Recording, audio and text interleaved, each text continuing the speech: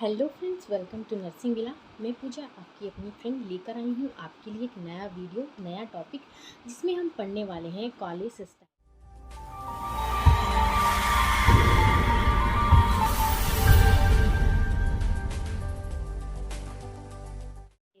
College स्टैटिस और gallstone भी इसे बोलते हैं। यानी कि हम मेडिकल सर्जिकल नर्सिंग में गैस्ट्रोइंटेस्टाइनल यानी कि यूनिट 3 का 7th टॉपिक यानी कि कॉलेज स्टैटिस पढ़ने वाले हैं। तो चलिए स्टार्ट करते हैं अपनी डेफिनेशन के साथ। कॉलेज स्टैटिस देखेंगे definition. It is an inflammation of gall bladder causing severe abdominal pain. ये क्या होता है? इन्फ्लामेशन होता है हमारा गॉल ब्लैडर में, जिसकी वजह से क्या होता है? सीवियर एब्डोमिनल पेन होता है। इसके टाइप्स देखेंगे, दो टाइप्स दिए गए हैं, acute cholecystitis, chronic cholecystitis. Acute cholecystitis it is mostly caused by gall stone. ये मोस्टली किस वजह से होता है? गॉल स्टोन यानी कि गॉल में हमारे स्टोन प्रेजेंट होती है, उसकी वजह से होता है। देन देखेंगे क्रोनिक कॉलेसिस्टाइटिस।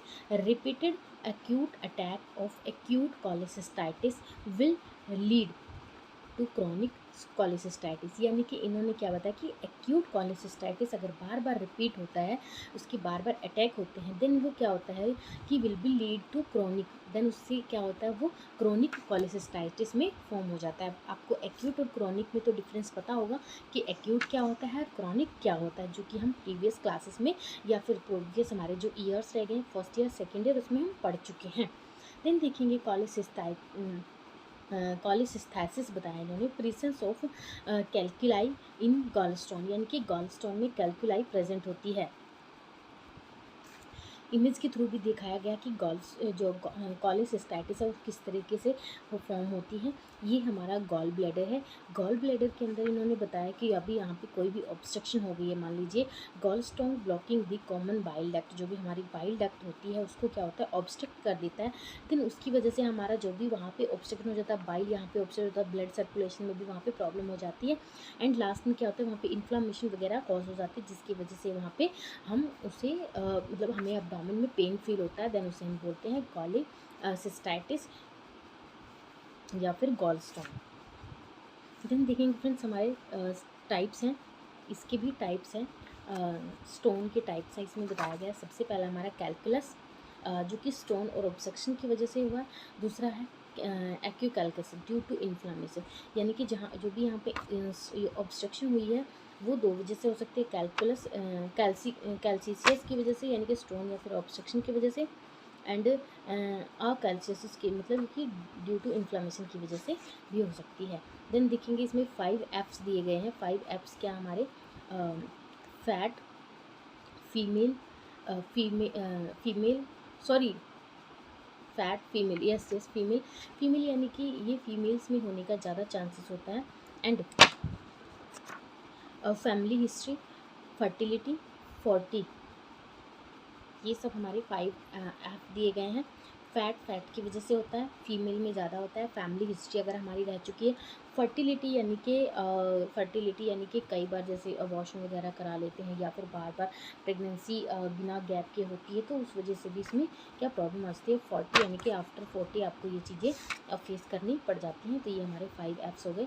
देन देखेंगे अपने risk factor of gallstone. Gallstone के रिस्क फैक्टर क्या होते हैं? सबसे पहला आता है हमारा गॉलस्टोन। इसमें क्या आते हैं? Obesity, rapid weight loss, uses of estrogen and oral contraceptive, cholesterol lowering drugs, ये सब हमारे जो हैं कोलेस्ट्रॉल गॉलस्टोन की वजह से रिस्क फैक्टर हैं। देन हमारे देखेंगे सेकंड नंबर पे है जो पिगमेंट गॉलस्टोन। देन देखेंगे हमारा पिगमेंट गॉलस्टोन, क्रोनिक हिमोलाइसिस यानी कि hemolytic anemia, chronic liver disease, biliary infection, obstruction of gall bladder और बाइल डक्ट्स, ये हमारे रीज़न हो सकते हैं। देन देखेंगे क्लिनिकल मैनिफेस्टेशन। इसमें क्या आता है? Fever, pain in right upper quadrant region, nausea, indigestion, heart burn, feeling of pressure in right upper quadrant region, muscles gardening in right upper quadrant region, Murphy's signs, patients is unable to take deep inspiration when hepatic region pressed by fingers. ठीक है। Jaundice if obstruction, bleeding, tenderness. Then देखेंगे हमारे diagnostic इवेल्युएशंस क्या हो सकते हैं। Diagnostic evaluation में देखेंगे by cholecystography, USG, abdomen, conjugated bilirubin level, increase WBC, cholangiography, ये सब चीज़ हम कर सकते हैं। देन देखेंगे कॉम्प्लिकेशन। कॉम्प्लिकेशन में क्या आता है, necrosis, empyema, biliary fistula through the duodenum, adenocarcinoma और ऑफ गॉल ब्लैडर। देन देखेंगे हम अपनी मेडिकल मैनेजमेंट। मेडिकल मैनेजमेंट में देखेंगे friends ursodeoxycholic acid, UDCA and chenodeoxycholic acid यानी कि CDCA are effective in dissolving primarily cholesterol gallstone.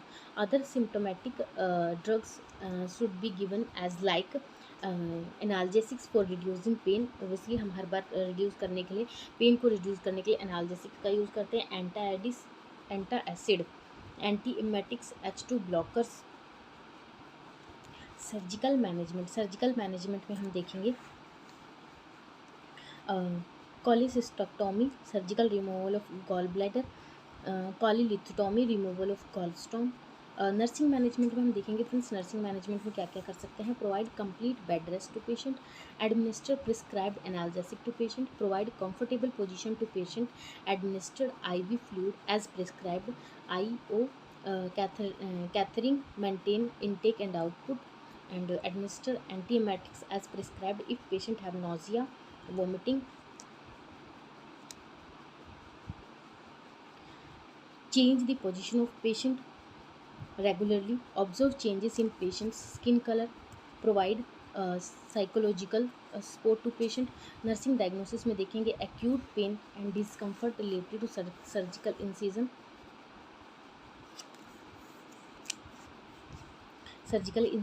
impaired gas exchanges related to high abdominal surgical incision, impaired skin integrity related to altered biliary drainage after surgical incision, imbalanced nutrition less than body requirement related to inadequate bile secretions, deficient knowledge about self care activity related to incisional care disease condition। यानी कि friends nursing management में overall हमारी चीज़ें repeat हुई है कि हम nursing management में क्या क्या कर सकते हैं। नर्सिंग डायग्नोस में भी हमारा जो भी कुछ पॉइंट्स मिलते हुए हैं, जैसे कि जो भी एक्यूट पेन है, डिस्कम्फर्ट है, हमारा जो भी सर्जिकल इंसिजन से रिलेटेड, ये सब चीज़ें आती हैं। एंड यही थोड़ा सा क्या है कि मिलती जुलती चीज़ें रिपीट होती हैं मैनेजमेंट में, जिससे आप एक प्रॉपर नोट्स बना सकते हैं सबके पॉइंट्स मिला के। कुछ एक जैसे स्पेसिफिक डिजीज़ हैं उनका कुछ अलग होता है, देन उसके लिए आप अलग नोट्स बना सकते हैं। तो उम्मीद करती हूँ आपको ये नोट्स हेल्पफुल रहते होंगे, आप मेरी वीडियो आपके लिए थोड़ा भी हेल्पफुल होंगे। तो प्लीज़ मेरे चैनल को शेयर कीजिए, सब्सक्राइब कीजिए एंड फॉलो ज़रूर कीजिएगा फ्रेंड्स। प्लीज़ मुझे सपोर्ट कीजिए एंड थैंक यू फ्रेंड्स।